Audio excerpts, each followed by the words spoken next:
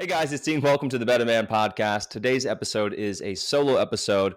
I'm going to be talking about something I know a lot of you are really concerned with, and that is fitness and getting older. And in this, I'm going to specifically address the 8 most common concerns that men have about fitness, longevity in their 50s, 60s, and beyond. So the goal of this episode, I think there is, and what are you going to get out of it? First off, I think that there is a lot of power in having reassurance that you are not the only one struggling with something. So first off, I hope that by going through these 8 common concerns, that it gives you some comfort knowing that you are also struggling with these things. And I also want to go into some of the solutions to these common concerns. Not that I can address all of them, in a short solo episode, but hopefully I can give you some information, some guidelines to help you start to address many of these issues on your own, hopefully point you in the right direction, give you some advice that can save you many hours of your own research and just get you started on this process. By the end of this episode, I'm really hoping that you feel more confident knowing that you're not the only one struggling with these concerns of getting older and maintaining your lifestyle the best that you can for as long as possible. And I also hope that you have some information that will help you get started creating a lifestyle that's going to help you achieve your longevity goals and make it manageable and enjoyable while doing so. So I first came upon these 8 common concerns. I've been doing this. I've been doing Manful Yoga since 2013. It wasn't long after getting started that I realized that my target audience wasn't going to be men in their 20s. I'm really working with men who are in their 50s, their 60s, 40s, and 70s, and that's kind of how it skews in terms of age demographics. And part of that concern with those age levels is, you're not in your peak level of fitness anymore. You're not working out like you were in your 20s and your 30s. In fact, many of us who are starting up in our 50s and 60s, we're realizing that, oh, wow, a lot has changed in our bodies since I was in high school sports. And I cannot do things the way that I was before and expect to wake up the next day or even get through my workout and feel okay.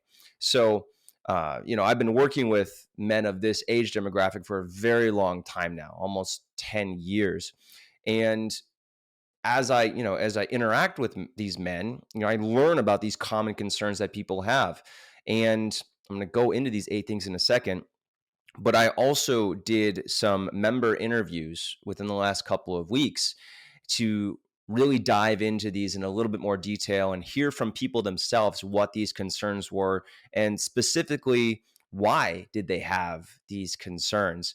And it was really interesting to me that 80% of the people that I interviewed had the same concerns, almost identical, very similar answers when I went through what are your biggest concerns. And so we'll get into these concerns right now. And the first one is longevity, maintaining your ability to do what you physically enjoy doing without pain for as long as possible, staying out of hospitals as you age. It's something that is likely inevitable, but hopefully doing what you can to minimize time spent in a hospital, to minimize the burden that you place upon the people in your life, your kids, your other, your partners, anyone, your caretakers, anyone who would end up being the person who takes care of you. And one of the biggest concerns was independence, just being able to maintain your independence as you age, which, if you're younger, that might not seem like a common concern. But for people who are in their 40s, 50s, 60s, 70s, they might be caretaking for their parents now, or maybe they witnessed people in their lives, family members, close loved ones, who were unable to maintain independence because they weren't healthy, because they didn't live a healthy lifestyle. And so they have huge motivation. They have a huge desire to be able to maintain their independence, to be able to avoid those things that those people went through because they didn't have, basic fitness levels, basic mobility levels, the mental capabilities to take care of themselves.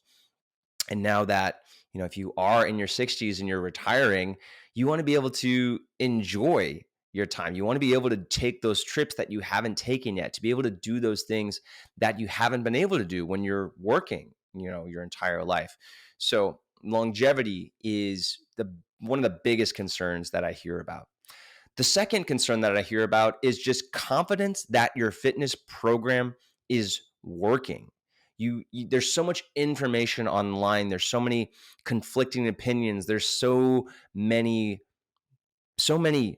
different sources of information that it's really confusing to understand what's good for you, and also understanding that what's good for somebody else might not be good for you. So there's this really big desire to understand what is an effective workout program, and to also have the confidence that you are doing those things, having the confidence that the time, the effort that you're putting into things like your workouts, your nutrition, optimizing your workout schedule, doing what you need to get stronger, that all of these activities that you're doing are leading to the result that you want to have.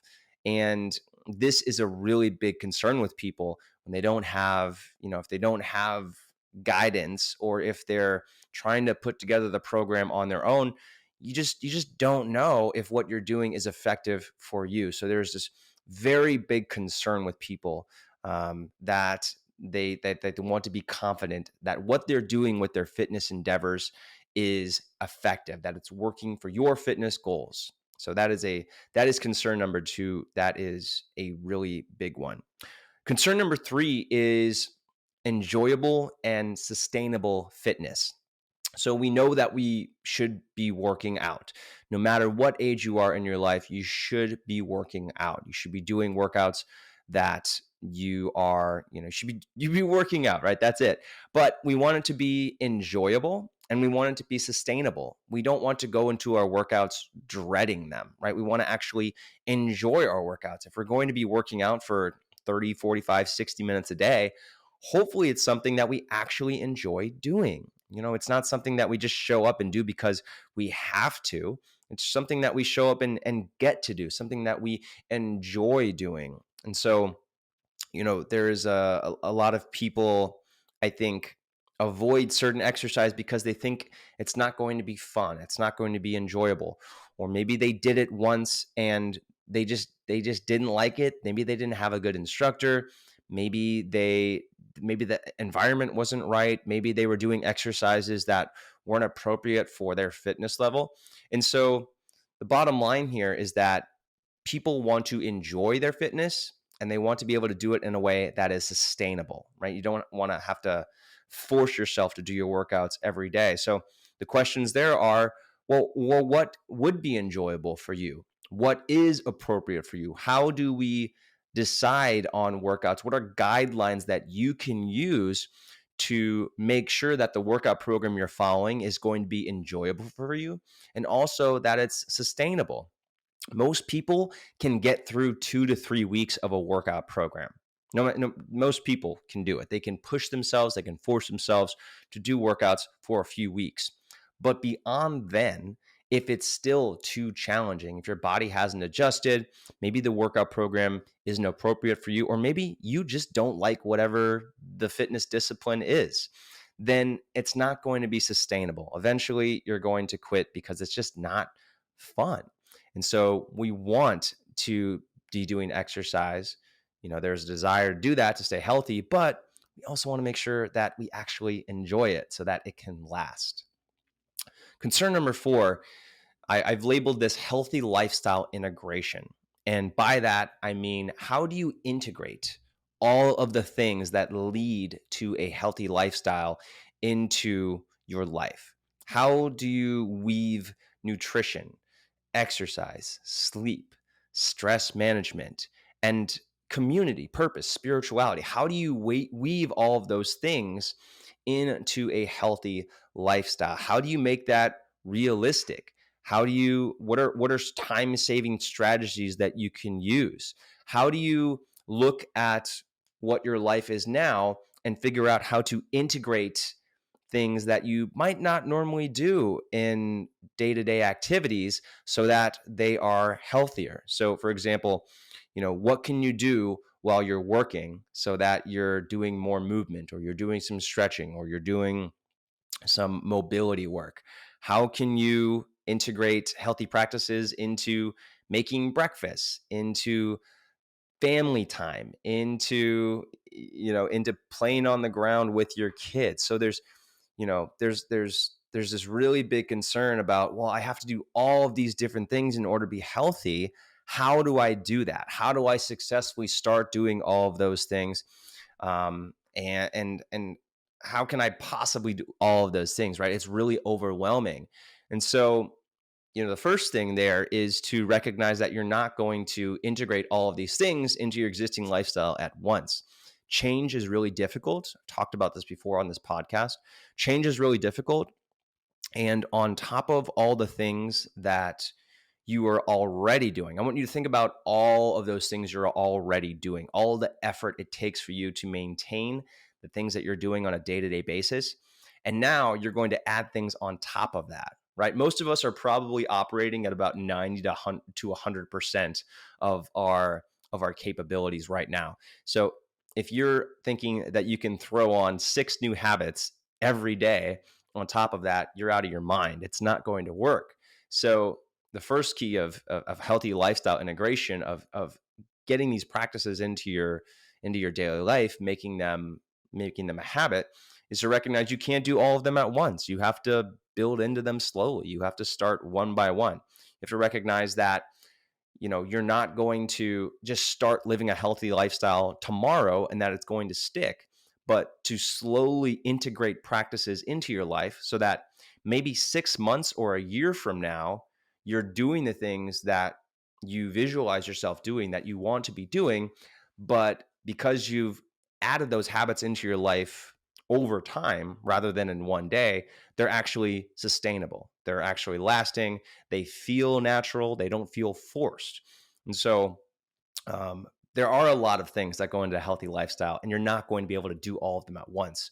You need to slowly integrate those things into your life in a way that makes sense, where you're not forcing it, where you're not forcing it, where it doesn't take 3 cups of coffee every day to be able to force yourself to do these things, but where it feels manageable.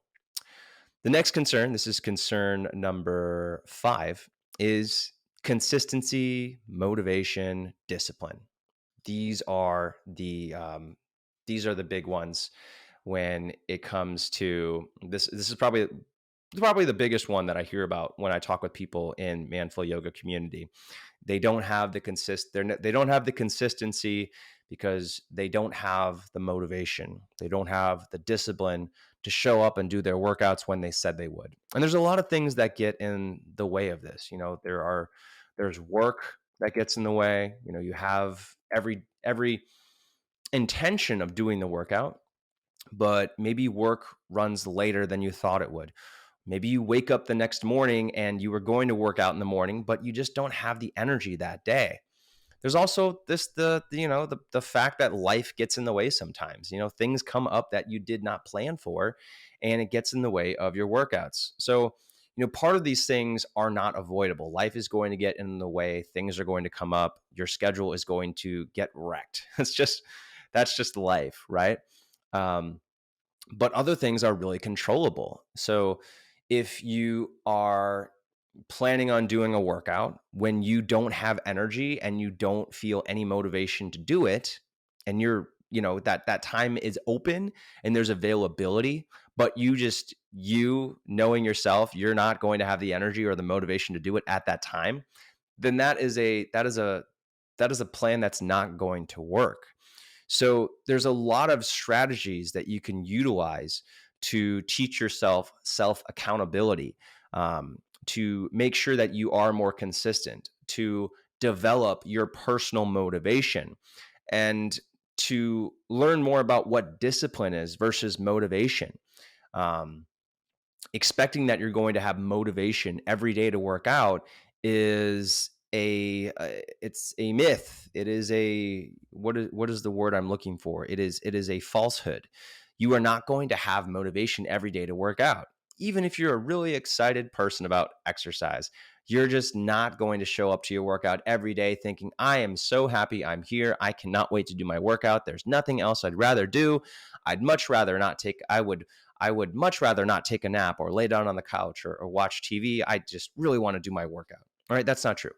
Most of us do want to conserve energy. It is human nature to want to conserve energy, to not want to do your workout. So, this is motivation versus discipline, understanding that discipline is for exercise, motivation is not required, but discipline is. Showing up, doing the workout that you planned on doing. There's also a lot of other strategies that we can utilize for this topic of consistency, motivation, and discipline, which is, learning, planning in advance. It's so simple, but planning in advance, visualizing exactly what the habits are from start to finish and putting them into your calendar in a way that actually makes sense. So this is a big one. Some other common phrases that came up with this topic would be, stop thinking that there's always tomorrow and realize that you only have control over today. Learning self-accountability tools and motivation strategies to help you stay consistent with your fitness, not skipping your workouts, actually prioritizing your fitness. And this is a topic that I'm very passionate about. And I have a lot of resources for this in my Getting Started series in the Manful Yoga members area. So if you are a member, highly recommend you check that out. All right, let's move on to the next point. Concern number 6 has to do with realistic schedule based on limited availability. So by this, I mean people are struggling with the idea that there's not enough time in the day to do your workouts, to be healthy, to make healthy meals, to manage your stress, to be present with your family, to go for walks, to do all these things that we know are healthy. But, how do you balance that with all of your other obligations? If you are a parent, if you have a busy job, and even if you're not a parent or you have a busy job, there is the idea that a task expands, the time required to do a task expands to fill the available time, which basically means that no matter how much time you have to do something, that task is going to take as much time as you have to do it. So if you have one day available, you're going to finish that thing in one day. But if you have 3 months to do a given task, it's going to take you 3 months, right? Tasks just expand. So even if you're not actually that busy, it's going to feel like you have not a lot of availability. So, the question here becomes, well, how do we do more with less time? What things are essential? What things are unessential? How do we also be more efficient with our time? Can we combine certain things? Can we, I talked about this before with this concept of healthy lifestyle integration, but can we integrate healthy practices into our required daily activities? So, if we're going to be with our kids, can we exercise while we're praying with our kids? Can we get them involved somehow? If we're going to be at a desk at work, can we stand up while we're working? Can we do stretching while we're standing up at our desk? Can we do that mobility work that we would otherwise do only dedicated to the gym? Can we integrate that into the rest of our life? So, there is this really big idea that there's just not enough time in the day. So how do we make all of those things that we want to do into a realistic schedule? So that is a very big concern that I hear about with people. Number seven concern is realistic fitness goals and then measurements and tracking of those goals. So people want to know, what is the baseline? What should be my goals? What should my body be able to do? But also making sure that they're appropriate for your age group. We're not going to measure the fitness of a 20-year-old the same way that we're measuring the fitness of a 50-year-old, right? Things change over time. Someone who's 50 is going to have much lower expectations of their fitness of someone who is concerned about their fitness and in their 20s. So, people want to know what are the tests that I can use to assess my own fitness levels. Are there certain movements that I should be able to do? How do I grade myself with those movements? Are there basic biomedical markers that I should be looking at? Things like, getting your blood tested, looking at vitamin D levels, looking at testosterone, um, you know, heart, even looking at blood pressure, looking at weight, looking at why am I blanking on this, looking at your fat percentage, right, overall body fat, looking at lean muscle mass. These are things that can be really helpful with tracking your fitness goals, but there's so many different tests that you can do. There's information overload. So which of these tests are important? And then also fitness overload, information overload when it comes to looking at people saying you should be able to do this. Well, maybe you should be able to do this, but maybe you shouldn't be able to do this. Maybe that person is speaking to a different demographic than you are. So understanding what is realistic for fitness goals for you specifically, for your age group, for your fitness level, and then also being able to measure that, track that, and set realistic goals, realistic timelines for improvement. That is also a major concern that I hear about. And then the eighth concern, the final concern that I'll mention, is getting older. So just this general overarching theme of getting older. And part of this is information based. What are basic informational guidelines that, or what are basic trends that people who are getting older need to know about when it comes to their fitness?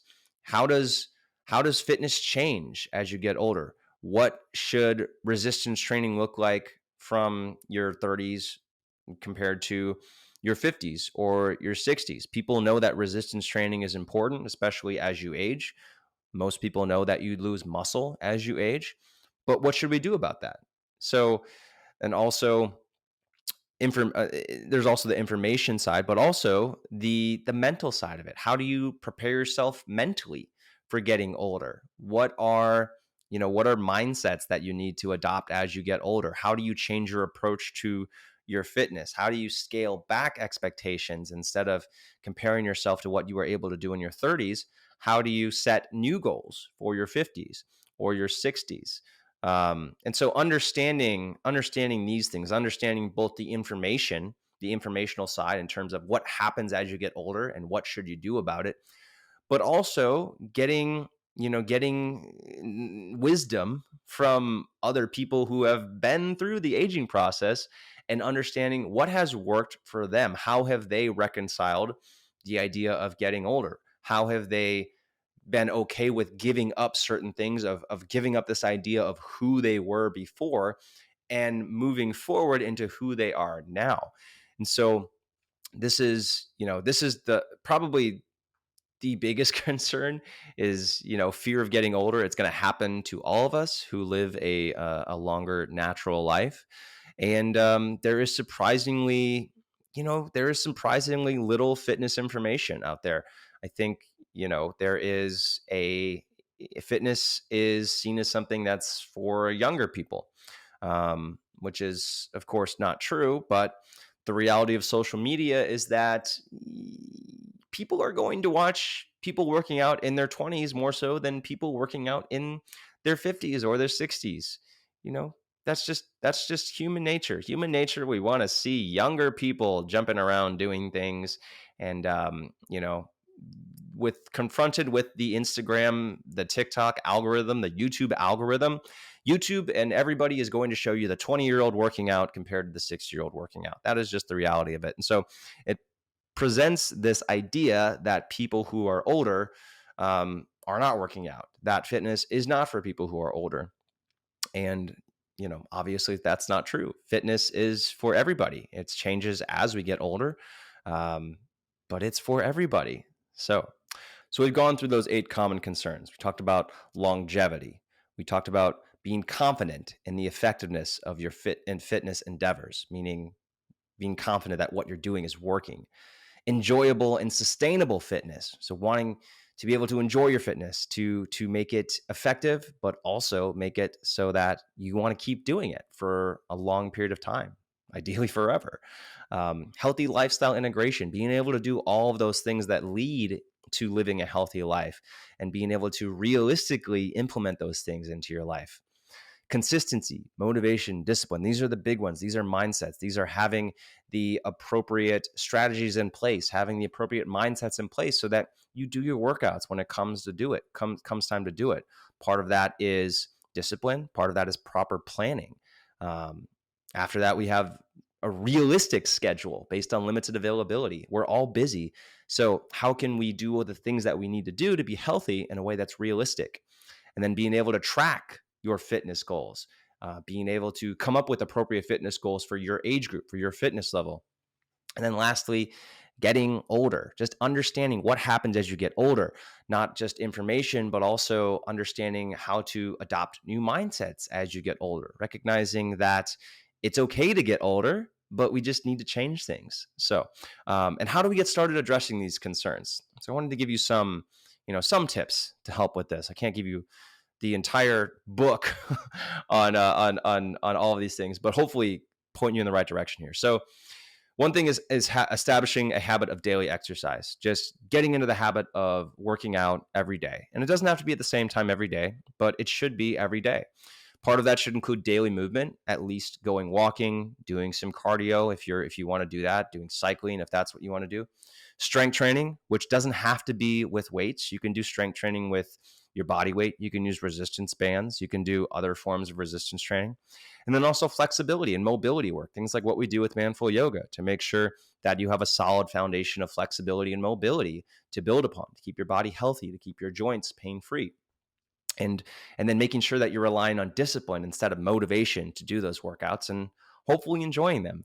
For nutrition guidelines, breaking it down as easily as possible, an 80-20 rule is really helpful. So 80% of what you eat should be healthy. It should be whole foods, natural foods, minimally processed, things that are, ideally prepared yourself. We also want to drink water throughout the day, ideally 100 ounces, give or take, depending on your size. Sleeping. We want to sleep at least 8 hours. And if you're not sleeping through the night, that means that there's probably something you can do to make that happen.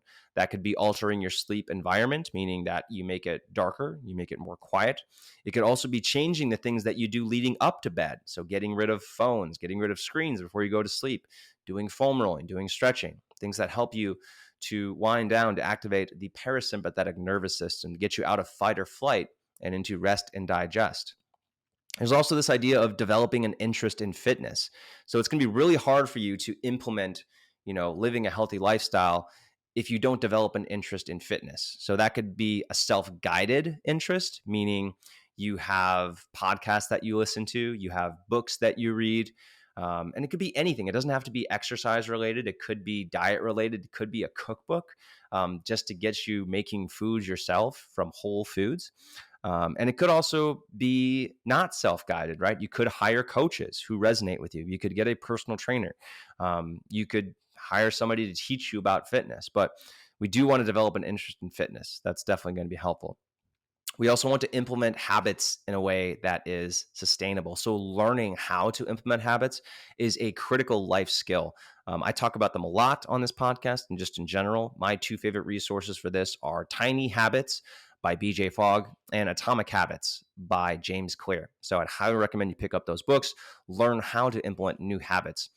And then the last thing that I'll list here is just planning your fitness in advance. It sounds like such a simple thing, but writing out a calendar with your realistic schedule for your day with the things that you want to do, looking at that calendar and saying, oh, this is something that I can do. This feels realistic. Instead of just hoping that you do the right things is going to be so helpful. And then going beyond that is actually visualizing what those habits look like on a daily basis. So being able to go through your mind and think, okay, this is what my morning is going to look like. This is how my morning workout is going to go. This is where I'm going to do it. This is what I need to do in order to prepare for it. And then every week or every other week or whatever it is, regularly going back to the drawing board to assess when things don't work, to come up with a new plan, to get rid of things that didn't work, and to continually improve that plan so that you become, so that it becomes more realistic, that you're doing everything in that plan so that you feel more confident and you're building confidence in yourself to be able to follow a plan. That is also really important. And that's something that people who have struggled with fitness in the past, they just don't have confidence in themselves to follow a plan because they've never done it before. So creating, a manageable plan, a realistic plan, and being able to stick with that gives you confidence that you can do it again in the future. So I hope you guys really got a lot out of this podcast. Again, my goal here was to address the 8 most common concerns that men have about their fitness as they get older, and also to go through some just basic guidelines and tips to help you with addressing those things. I'll also say that, people are all most men that I talk with are struggling with this. Nobody has the perfect solution for doing all of these things, right? We are all trying to figure out what's the best way to do all of these things. Unless you're a professional athlete and you've got someone coaching you, every day, and this is what you do with your life. But that's not me, and that's probably not you. We're just normal people. We want to live as long as we can while maintaining quality of life. And we're doing the best that we can with the information that we have. So know that you're not alone in this struggle. Most of us are going through it. We all want to be able to maintain our physical abilities, our mental abilities to do what we want to do for as long as we can. I think quality of life here is more important than quantity of years, in terms of the people that I've spoken with, and my own personal beliefs as well. So anyways, I hope this is totally helpful for you. I hope it gives you some information to move forward, and start creating the change that you want to, and hopefully also managing expectations that it's not all going to happen immediately, that it takes time. So guys, thanks for listening to this episode. I hope you really enjoyed it. I enjoyed going through it. I enjoy working with people like this. I'm looking forward to hopefully doing some more of this in the future. Stay tuned. If you're not already on my email list, you can do so by signing up for my free 7-day Beginners Yoga for Men challenge at manflowyoga.com/7DC. And that way you'll get all of our emails. And then also, if you haven't already left a review for this podcast, please do that. We hit 104 reviews on Apple recently. I'd love to see that number go even higher. So please do that. You can leave a review on Apple Podcast or on Spotify. So all right, guys. And also make sure you follow me on social media. I'm on Instagram, Facebook, YouTube, and also TikTok. Yes, even TikTok. All right, guys. It's been long enough. Thank you for listening. Hope you got something out of this, and I'll talk to you on the next episode. Bye. If you like that episode, check out this other one right here. I think you're really going to enjoy it. If you haven't subscribed, click this subscribe button over here, and you can listen to the full episodes on any major podcasting platform. Full details below in the description.